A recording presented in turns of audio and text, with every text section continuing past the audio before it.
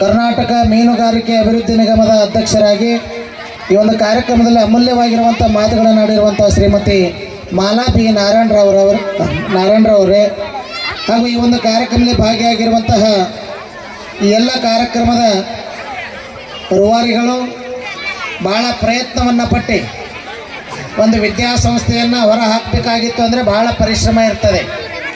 ಆ ನಿಮಿತ್ತವಾಗಿ ಎಲ್ಲ ಕಾರ್ಯವನ್ನು ಮಾಡಿರುವಂತಹ ಈ ಒಂದು ಜ್ಞಾನ ಫೌಂಡೇಶನ್ನರ ಅಧ್ಯಕ್ಷರಾಗಿರುವಂತಹ ಅನಿಲ್ ಕುಮಾರ್ ಬಾಗೇವಾಡಿ ಸರ್ ಅವರೇ ಹಾಗೂ ಇನ್ನೋರ್ವ ಅತಿಥಿ ಗಣ್ಯರಾಗಿರುವಂತಹ ಉಮಾಕಾಂತ್ ಭಂಗೆ ಸರ್ ಅವರೇ ಹಾಗೂ ಶಿವರಾಜ್ ರಾಂಬಾಣ್ ಅವರೇ ಹಾಗೂ ಪ್ರಶಾಂತ್ ರಾಮ್ನೂರ್ ಅವರೇ ಹಾಗೂ ಈ ಎಲ್ಲ ಕಾರ್ಯಕ್ರಮದ ಅಧ್ಯಕ್ಷತೆಯನ್ನು ವಹಿಸಿಕೊಂಡಿರುವಂತಹ ಗ್ರಾಮ ಪಂಚಾಯತಿ ಅಧ್ಯಕ್ಷರಾಗಿರುವಂತಹ ಶ್ರೀಮತಿ ಕಾಶಣ ಮಾಡುವ ಚಿಂತೆ ಅನಿಲ್ ಸರ್ ಹೆಂಗೆ ಮಾಡ್ಯಾರ. ಈಗ ಲೇಟ್ ಆಗಿದೆ ಇವತ್ತು, ಆದರೆ ನಮ್ಮ ದೇಶಕ್ಕೆ ಸ್ವತಂತ್ರ ಸಿಗಬೇಕಾಗಿತ್ತಂದರೆ ಮೊದಲನೇ ಪಾತ್ರ ಯಾರ್ದು ಅಂದರೆ ಮಹಾತ್ಮ ಗಾಂಧಿಯವರು.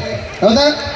ಮಹಾತ್ಮ ಗಾಂಧೀಜಿಯವರು ಭಾಳ ಪ್ರಯತ್ನವನ್ನು ಪಟ್ಟು ನಮ್ಮ ದೇಶಕ್ಕೆ ಸ್ವತಂತ್ರ ಇಸ್ಕೊಟ್ರು. ಆದರೆ ಒಂದು ಶಾಲೆಯಲ್ಲಿ ಹಿಂಗೆ ಏನು ಮಾಡಿದ್ರು ಅಂದರೆ BO ಸರ್ ಬಂದಿದ್ರಂತ, ಕ್ಷೇತ್ರ ಶಿಕ್ಷಣಾಧಿಕಾರಿಗಳು ಬಂದಿದ್ರು. ಅವ್ರು ಹೆಂಗೆ ಮಾಡಿದ್ರು ಅಂದರೆ ಪ್ರಶ್ನೆಗಳು ಸಾಮೀಪ್ಯಕ್ಕೆ ಬಂದು ಕೇಳಲಿಲ್ಲ. ಯಾಕಂದರೆ ಎಲ್ಲ ಮಕ್ಕಳು ಶಿಕ್ಷಕರು ಹೆಂಗಿರ್ತಾರೆ ಅಂದರೆ ಇಂಟೆಲಿಜೆಂಟ್ ಇರುವಂಥ ವಿದ್ಯಾರ್ಥಿಗಳಿಗೆ ಮುಂದೆ ಕೂಡಿಸ್ತಾರೆ, ಇನ್ನೇನು ಸ್ವಲ್ಪ ಸ್ವಲ್ಪ ಬರ್ತದೋ ಅವ್ರಿಗೆ ಹಿಂದೆ ಕೂಡಿಸ್ತಿದ್ರು ಅಂತ ಅವ್ರ ಭಾವನೆ ಆಗಿತ್ತು. ಹಿಂಗಾಗಿ ಅವ್ರು ಏನು ಮಾಡಿದ್ರು ಅಂದ್ರೆ ಎಲ್ಲ ಮಕ್ಕಳನ್ನು ಹೊರಗೆ ಹಾಕಿ ಒಂದೊಂದು ಮಕ್ಕಳನ್ನು ಕ್ಲಾಸ್ ರೂಮ್ನಾಗ ಕರೆಸಿ ಪ್ರಶ್ನೆ ಮಾಡಕ್ಕೆ ಪ್ರಾರಂಭ ಮಾಡಿದ್ರು. ಅವಾಗ ಒಬ್ಬ ವಿದ್ಯಾರ್ಥಿ ಅವನಿಗೆ ಏನೂ ಬರ್ತಾ ಇರಲಿಲ್ಲ, ಅವನ ಸ್ನೇಹಿತರಿಂದ ಎಲ್ಲವನ್ನ ಎಕ್ಸಾಮ್ ಬರೀತಿದ್ದ, ಹೋಮ್ವರ್ಕ್ ಮಾಡ್ತಿದ್ದ, ಎಲ್ಲವನ್ನ ಮಾಡ್ತಿದ್ದ. ಹಾಗೆ ಆ ಮೊದಲನೇ ಇಂಟೆಲಿಜೆಂಟ್ ಇರುವಂಥ ವಿದ್ಯಾರ್ಥಿಗೆ ಟೀಚರ್ ಕಳಿಸಿದ್ರಂತ ಕೊಠಡಿಯಲ್ಲಿ. ಅವಾಗ ಶಿಕ್ಷಣ ಅಧಿಕಾರಿಗಳು ಪ್ರಶ್ನೆ ಮಾಡ್ತಾರೆ, ನಮ್ಮ ದೇಶಕ್ಕೆ ಸ್ವತಂತ್ರ ಸಿಗಬೇಕಾಗಿತ್ತಂದ್ರೆ ಮೊದಲನೇ ಪಾತ್ರ ಯಾರ್ದು ಅಂತ ಕೇಳಿದ್ರು. ಯಾರ್ದು? ಮಹಾತ್ಮ ಗಾಂಧೀಜಿಯವರು. ಅವಾಗ ತಟ್ ಅಂತ ಹೇಳೋ ಯಾರು ಮಗು ವಿದ್ಯಾರ್ಥಿ ಹೇಳ್ತಾನೆ, ಸರ್ ಮಹಾತ್ಮ ಗಾಂಧಿ ಸರ್ ಅಂತ ಹೇಳ್ದ. ಅವಾಗ ಮತ್ತೆ ಎರಡನೇ ಪ್ರಶ್ನೆ ಕೇಳ್ತಾರೆ, ಅಲ್ಲ ಒಂದು ವರ್ಷದೊಳಗೆ ಎಷ್ಟು ದಿನಗಳಿರ್ತಾವ ಅಂತ ಕೇಳಿದ್ರು. ಎಷ್ಟು ದಿನ ಇರ್ತಾವ? 365. ನಿಮಗೆಲ್ಲ ಕಲ್ಸ್ಯಾರ ನೋಡ್ರಿ. ನಿಮ್ಮ ದೋಸ್ತ ಇದ್ದಲ್ಲ ಇವಾಗ ಹೊರಗಡೆ ಬಂದು ಏನು ಹೇಳ್ತಾರೋ, ಏನಿಲ್ಲ ಸರ್ 3 ಪ್ರಶ್ನೆ ಕೇಳ್ತಾರೆ. ಯಾಕಂದ್ರೆ ಒಂದೇ ತೇಯಿಂದ ಕಾಪಿ ಹೊಡೆದೇ ಬಂದಿದ್ದವ. ಆದರೆ ಸರ್ ಬೇರೆ ಪ್ರಯೋಗ ಮಾಡಿದಾರಲ್ಲ, ಇವಾಗ ಹೊರಗಡೆ ಹೋಗಿ ಹೇಳ್ತಾನೆ, ಸರ್ ಏನಿಲ್ಲ 3 ಪ್ರಶ್ನೆ ಕೇಳ್ತಾರ. ಮೊದಲನೇ ಉತ್ತರ ಏನು ಹೇಳು? ಮಹಾತ್ಮ ಗಾಂಧಿ ಹೇಳು. ಎರಡನೇ ಉತ್ತರ 365 ಅಂತ ಹೇಳು. ಇನ್ನು ಮೂರನೇ ಉತ್ತರ ಇನ್ನೂ ಸಂಶೋಧನೆ ಮಾಡಾಕತ್ತಾರ ಅಂತ ಹೇಳು ಅಂತ ಹೇಳ್ದ. ಆಯ್ತು ಅಂತ ವಿಚಾರ ಮಾಡಿ 3 ಉತ್ತರಗಳನ್ನ ನೆನಪಿನಾಗಿ ಇಟ್ಕೊಂಡು ಕೊಠಡಿಗೆ ಬಂದ. ಸರ್ ಅದೇ ಪ್ರಶ್ನೆ ಕೇಳಿಲ್ರಿ, ಬೇರೆ ಪ್ರಶ್ನೆ ಕೇಳಿದ್ರು. ಅವನಿಗೂ ಏನಿತ್ತು ಅದೇ ಪ್ರಶ್ನೆ ಕೇಳ್ತಾರೇನೋ ಅಂತ 3 ಉತ್ತರಗಳನ್ನು ಕೇಳ್ಕೊಂಡು ಬಂದಿದ್ದಲ್ಲ. ಸರ್ ಅಂದರು, ಏನಪ್ಪ ನಿನ್ನ ಹೆಸರು ಅಂತ ಕೇಳ್ದ. ಇವೇನು ಹೇಳ್ಬೇಕ್ರಿ? ತನ್ನ ಹೆಸರು ಹೇಳ್ಬೇಕಿಲ್ಲ. ಅವ ಅಂದ, ಸರ್ ನನ್ನ ಹೆಸರು. ಮೊದಲನೇ ಉತ್ತರ ಹೇಳಿದ ಅವನ ದೋಸ್ತ ಏನಂತ, ಮೊದಲನೇದು ಮಹಾತ್ಮ ಗಾಂಧಿ, ಎರಡನೇದು 365, ಮೂರನೇದು ಸಂಶೋಧನೆ ಮಾಡಾಕತ್ತಾರನು ಅಂತ ಹೇಳಿದ್ದ. ಸರ್ ನನ್ನ ಹೆಸರು, ಸರ್ ನನ್ನ ಹೆಸರು ಮಹಾತ್ಮ ಗಾಂಧಿ ಅಂದವ. ಅವನ ಹೆಸರು ಮಹಾತ್ಮ ಗಾಂಧಿನ ಅವನ ದೋಸ್ತ ಹೇಳಿದ್ದ. ಸರ್ ನನ್ನ ಹೆಸರು ಸರ್ ಮಹಾತ್ಮ ಗಾಂಧಿ ಅಂದ. ಸರಿ ಭಾಳ ಸಿಟ್ಟು ಬಂತು. ಇದ್ದಿರ್ಬೋದೇನೋ ಅಂತಂದು ವಿಚಾರ ಮಾಡಿ, ಎಷ್ಟಪ್ಪ ನಿನಗೆ ವಯಸ್ಸು ಅಂತ ಕೇಳಿದ್ರು. ಸರ್ ನನಗೆ ವಯಸ್ಸು ಸರ್ 365 ಒಂದವ. ಏನ್ರಿ ಎರಡನೇ ಉತ್ತರ ಹೇಳಿದ್ ನೋಡ್ರಿ ಒಂದು ದೋಸ್ತ್. ನನ್ನ ವಯಸ್ಸು ಸರ್ ನನಗೆ 365 ಅಂದ. ಸರಿ ಭಾಳ ಸಿಟ್ಟು ಬಂತು. ಅಲ್ಲ ನಿನ್ನ ಹೆಸರು ಕೇಳಿದ್ರೆ ಮಹಾತ್ಮ ಗಾಂಧಿ ಅಂತಿ, ನಿನ್ನ ವಯಸ್ಸು ಕೇಳಿದ್ರೆ 365 ಅಂತಿ, ನಿಮ್ಮ ಅಪ್ಪರ ಹೆಸರು ಏನು ಅಂತ ಕೇಳ್ದ. ಅವಾಗ ಇನ್ನೂ ಸಂಶೋಧನೆ ಮಾಡಕತ್ತಾರೆ ಸರ್ ಅನ್ನವ.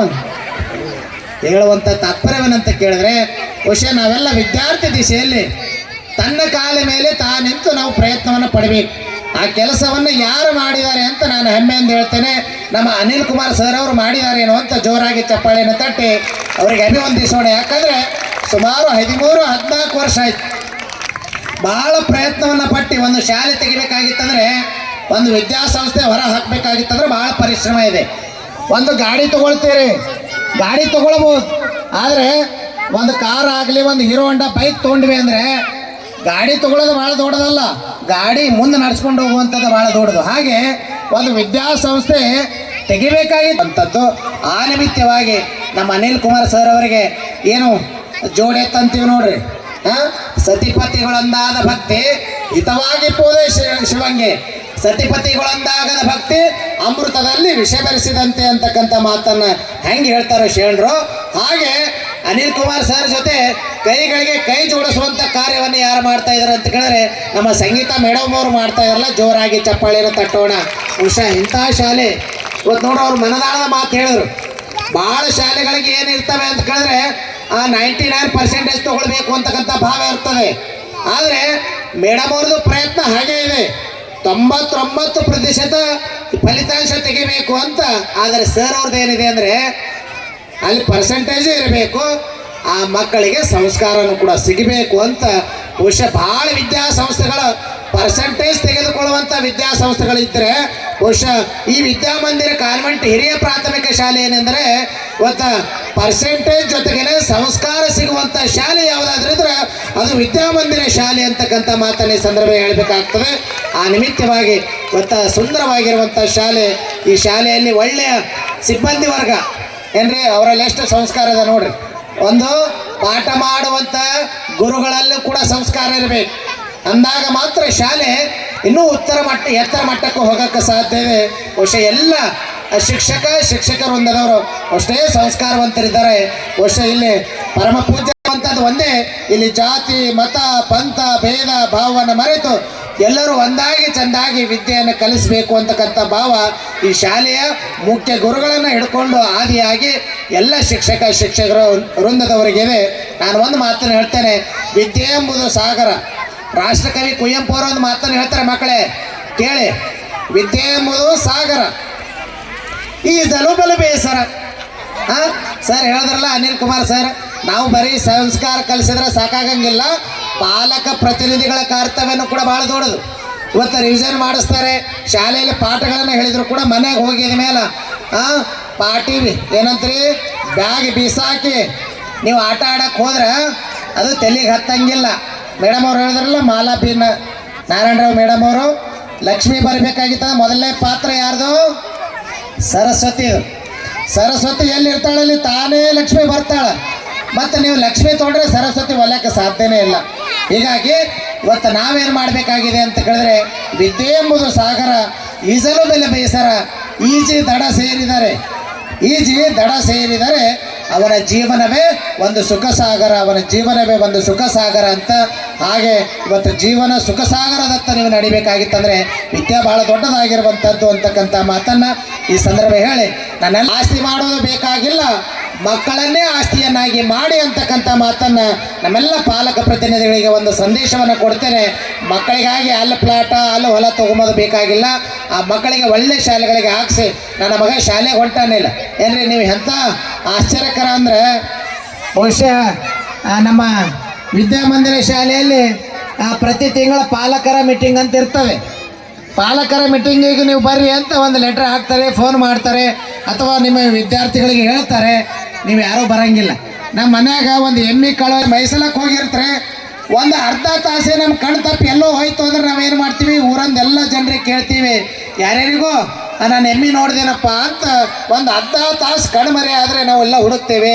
ಆದರೆ ನಮ್ಮ ಮಗನಿಗೆ ಇಂಥ ಒಂದು ಶಾಲೆಯಲ್ಲಿ ಸೇರ್ಪಡೆ ಮಾಡಿರ್ತೀವಿ, ಅವ ಹೆಂಗೆ ಓದ್ತಾ ಇದ್ದಾನ, ಹೆಂಗೆ ಬರಿತಾ ಇದ್ದಾನ ಅಂತಕ್ಕಂಥ ಕುಶಲೋಪರಿ ಚಿಂತನೆ ಮಾಡ್ಲಿಕ್ಕೆ ಪಾಲಕರ ಸಭೆಗೆ ನಾವು ಬರೋಂಗಿಲ್ಲ ಅಂದರೆ ನಿಜವಾಗ್ಲೂ ಕೂಡ ಭಾಳ ನೋವಿನ ಸಂಗತಿ.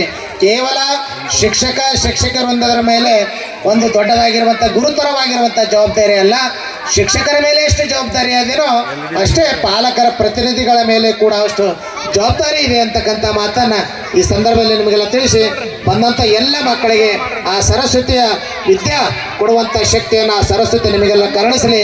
ಇದು ಕೆಲವು ವರ್ಷಗಳಲ್ಲಿ ತನ್ನದೇ ಆಗಿರುವಂಥ ಛಾಪನ್ನು ಮೂಡಿಸುವಂಥ ವಿದ್ಯಾಸಂಸ್ಥೆ ಇದು ಆಗಲಿ ಅಂತಕ್ಕಂಥ ಮಾತನ್ನು ಈ ಸಂದರ್ಭದಲ್ಲಿ ನಿಮಗೆಲ್ಲ ತಿಳಿಸಿ, ಇವತ್ತು ನಿಮಗೆಲ್ಲ ಸಂಸ್ಕೃತಿ ಕಾರ್ಯಕ್ರಮ ನೋಡುವಂಥದ್ದು ಬಹುಶಃ ನಮ್ಮ ಅನಿಲ್ ಕುಮಾರ್ ಸರ್ ಅವರು ಭಾಳ ಪ್ರಯತ್ನ ಪಟ್ಟಿದ್ದಾರೆ. ನೋಡ್ರಿ, ಇಷ್ಟೆಲ್ಲ ಸಮೂಹ ಸೇರಬೇಕಾಗಿತ್ತಂದರೆ ಇದರ ಹಿಂದೆ 13 ವರ್ಷಗಳ ಪರಿಶ್ರಮ ಇದೆ. ಈ ಶಾಲೆ ಒಳ್ಳೆಯ ಗುಣಮಟ್ಟದ ಶಿಕ್ಷಣ ಕೊಡುವಂಥ ಶಾಲೆ ಇದೆ. ಹೀಗಾಗಿ ನೀವು ಈ ಶಾಲೆಗೆ ನಿಮ್ಮ ಮಕ್ಕಳಿಗೆ ಸೇರಿಸಿರಿ ಅಂದರೆ